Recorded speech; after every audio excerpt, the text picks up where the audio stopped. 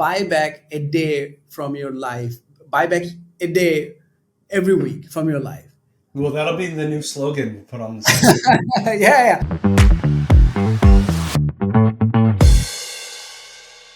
Okay, Nazmul, we are here, Outsource to Profits. And this is an interesting one because in about, exactly 12 hours from now, I board a flight en route to Dhaka. So I'm really excited to see the team, be able to forge deeper relationships.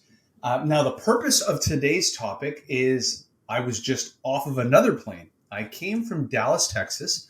I was at a networking event hosted by something called Collective 54. So Collective 54, think of it as a community or mastermind only for CEOs and founders, only owners of professional services companies, whether it's tech enabled or peer services like marketing agencies. There were 147 CEOs and founders in the room, and they all wanted to talk about how they improved profitability and gross margins. And the topic of offshoring was very hot, very, very hot, because human capital costs skyrocketed here in North America over the last bunch of years. The virtual remote work has had people kind of question, well, am I really paying somebody who never comes into the office $70,000 a year to do that job? Now the world is my oyster. And as well, there has been some difficulty with North American employment laws and employees. Some will blame Generation Z of being a different cohort of talent than my generation, Generation X. So, Nazmul, from your perspective, sometimes we love to do this podcast, West meets East. Explain to the audience where you see the opportunity for us North Americans to leverage virtual assistants. And I'm going to then talk a little tactically about what I'm seeing. yeah, absolutely. It's so funny. Even before we started, we had the record button. You were telling me how you were at the sales conference, and all people wanted to talk about is offshoring, right? So, COVID was definitely bad in many ways, but I think it just showed the world what is the possibility, right? It was already happening, offshoring, outsourcing, remote work. It was already there, but people who never believed in it, they saw it happening in their own company even when they did not want it. And when it happened, they're like, why did I not even give it a try? How can I be a founder and be so stuck with my own idea that I don't want to try something new? But as a founder, you have to evolve. You have to do things different every other year, right? Anyway, so with the virtual assistant part, I will just give the example of what you always say. Think about all the things that you just can't do right now, right? As a founder, even not even as a manager, a lot of us have a lot of ideas in our mind. We are never one thing we're not short of is ideas, right? I got to do this, I got to do that, I got to do this, I got to do that, and we all always have FOMOs, fear of missing out. We keep thinking like, why am I not trying this? I'm so stuck doing what I do. Why am I not trying this? Let's talk about that. If you want to try a lot of things that you're not trying right now, you need to delegate. How do you delegate? Is We don't usually delegate because the moment we think of delegating, we think of hiring, and the moment we think of hiring, and we keep thinking of how much it will cost us, and then we are like, you know what? I don't have that kind of money right now. I'll just go with the flow. I'll just keep doing what I'm doing, and that stops us from exploring new things. The FOMO, right? What if you could just give some of the work that you do to somebody else? And the way anybody can even start, just ask yourself, what are the things that I do every other day or even every single day repeatedly that takes a lot of my time, but not probably my brain power?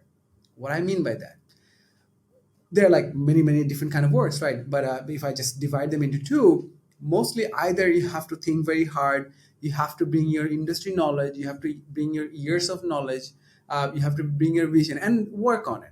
And then there are other kind of tasks that does not take a lot of brain power, that might not even need the experience that you might have, and that somebody needs to do it over and over again, and that somebody is right now you. In that case, you might want to think about hiring a VA and give one or two, two of those tasks. Even that frees up 1 hour a week. 1 hour a week. That's 1 hour extra a week that you can work on things that you are thinking that I should be exploring or I should have explored long time ago. So I think that's the easy way you can start thinking about it. I myself, by the way, also the other way I always ask myself, do I need to do this, or can I delegate to somebody else? Jamie, even today, I hired somebody else, and then I started doing something, and it started working on it. Right within just 3 minutes, I was like, wait, can I do this, or can I just give it to somebody else? And I gave it to somebody else. Guess what? That person did a great job. Yeah. So I think we always get stuck with the fact that I will do it, or I have to do it, or I am the only one who can do it.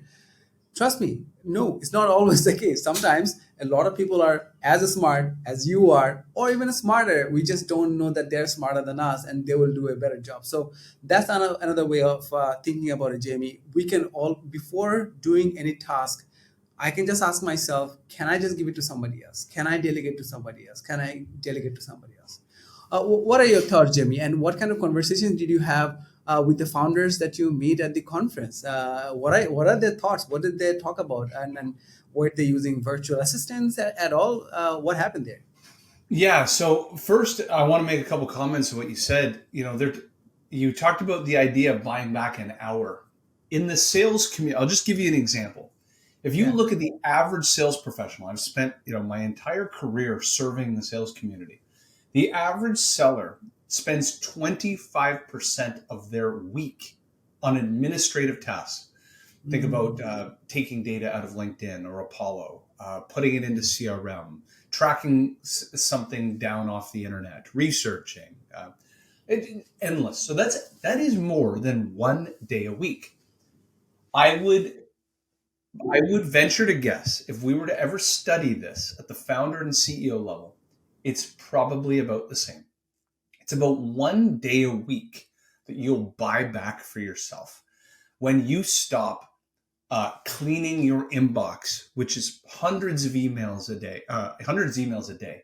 When you stop scheduling your own meetings, when you stop scheduling your own travel, when you have a project management board of your to-dos and somebody's taking all of these, think of it as, actually I had two ideas at the same time. One, I'll give you an analogy. One of the best analogies somebody gave me for what is an entrepreneur, they said it's like having a laptop running antivirus software in the background for the whole time you own a business. And I've owned many businesses, and it's so true. You're at the dinner table. You're trying to enjoy your dinner. But unfortunately, behind the conversation going on at the dinner table, there's antivirus software, as in a thought in the back of your mind, thinking, what am I supposed to do tomorrow? Like, what is my plan? What I've found in having a virtual assistant is they control all my to-dos and priorities. And what it allows, and on my team, as of right now, Manuba, my virtual assistant, every morning at 5 a.m. sends me a WhatsApp of what I am supposed to work on or focus in on today. She's has the basket of all my crazy ideas, but we've worked together where she sent me like, these are the 3 you must complete today. Great. The antivirus software has been turned off because I don't need to be running it, because somebody just told me do these 3 things today. So what did I learn at the conference?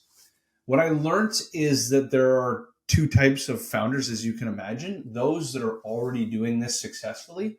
And this becomes a path where they could never go backwards. It's like they have a gym membership and they've turned it into a routine, or they go for a jog, they go for a jog every day, and they couldn't imagine not bringing their shoes with them when they fly to a new place. Like, running is their life. And then there are was more than half. I would say three-quarters of the founders hadn't started this path yet. There was a sense of jealousy and FOMO, but there was also a lot of the natural legacy bias questions: quality, communication, time zones. And you could see, as other founders, not even myself, explaining that these are our own legacy biases. And I told the story that 7 years ago, I refused to offshore, and it was others that convinced me to try it. But it's now become so habitual, I couldn't go backwards in doing it. So, with that, there's a couple things that I'd recommend. Number one, on the website at Get Leverage, if you go to free resources, there's something called a centralized support document. And what this allows you to do is to think critically. What you do is you document all the things you did in a day. Document everything you did today and put them into two buckets. One, and be objective when you do it. One is, was this a $5 an hour task? Like, did I check my email and respond to some basic stuff or clean up my email? What's a $500 an hour value creator, which is the other column? Well, I had a meeting with a customer that turned into a next step. So every $5 an hour task gets bucketed. And then the step number 3 is it calculates, well, how long does it take you to do all those over the course of a week? And then do you need one virtual assistant, 1.5, 2, and so forth? That's a great exercise for you to go through, because you'll be flabbergasted at the number of $5 an hour tasks that you do in a day. The second is then thinking about the model in which you want to have offshore talent. We have two options. One, you can recruit the talent. We can recruit the talent for you. Actually, we have 3 options now that I think of it. We recruit the talent for you. Number 2, we recruit the talent for you and we manage them on our books. So we take care of the administrative headaches for you. Think about payroll, taxes, computers, and so forth. Or 3, we have a complete done-for-you service. So we have multiple virtual assistants that can tackle any task. So certain virtual assistant will be dedicated to controlling your email and your calendar. But then if you need data analysis or you need this project that kind of fit outside the scope of your initial virtual assistant, we have a team that can tackle these things for you. Think of it as like a hotline of support to take over everything that is a $5 an hour task. So we've created models for all of it. But the first thing for you to do is to overcome your own legacy bias and realize there are thousands and thousands of founders just like us doing this. You have to get over yourself. Once you get over yourself, you're capable of moving forward. Nazmul, just looking at the time, anything you want to say before we sign off? No, I mean, just one more thing. People who has never tried this, and you have been there, right? One obviously was maybe you were going through hard time anyway, so it made sense for you to explore this. I'm just trying to understand, like, what can what can we do, or what can we say that so that people who has never given it a shot wants to give it a shot. What went through in your mind back then when you first tried this? uh, what do you think, what happened? When Dan Martell calls it a pain wall, I had to hit the pain wall. And I got to the point where I had to self-recognize. Think of it as like, if you've ever had a bad habit, you recognize that you drink too much, or you chew your fingernails, or you play video games till 4 a.m. And it's just, you look at yourself in the mirror and you say, I know I have a problem. And so you have to realize when you catch yourself doing $5 an hour tasks, they are adding up. And they don't, like, you're like, oh, this will only take me 3 minutes to finish. Right. But you did 7 of those today. And then you'll do 7 times 5. And then over the course of a week, it starts to add up to hours and hours and hours. And if you use that time constructively, you'd win new business, you'd open new doors, you'd expand customers, you'd find new channel partners, what have you. You would do it, you would use that time to do $500 an hour value creators. Yeah, I want to end with something really interesting. You just gave me the idea. We should say it like on capital letter somewhere that buy back a day from your life, buy back a day every week from your life. Well, that'll be the new slogan we'll put on the site. Yeah, yeah. And, Exactly. and yeah, I mean, I have a bad habit, and it's kind of I don't know if it's a bad habit or what. I love playing. I what is the right word for it? Downplay maybe. I downplay a lot, so I shouldn't have probably said an hour a week. No, it's an hour. It's a day within a week, right? That we people get to save if they hire a virtual assistant. So think about it, guys. Think about you saving a day from your life every single week. I think this is something that you can definitely look forward to it. And with us, we can assure you, you can give it a try. And if there is anything, if there's any time you have any confusion, we're here to help. We have been doing this for a very long time.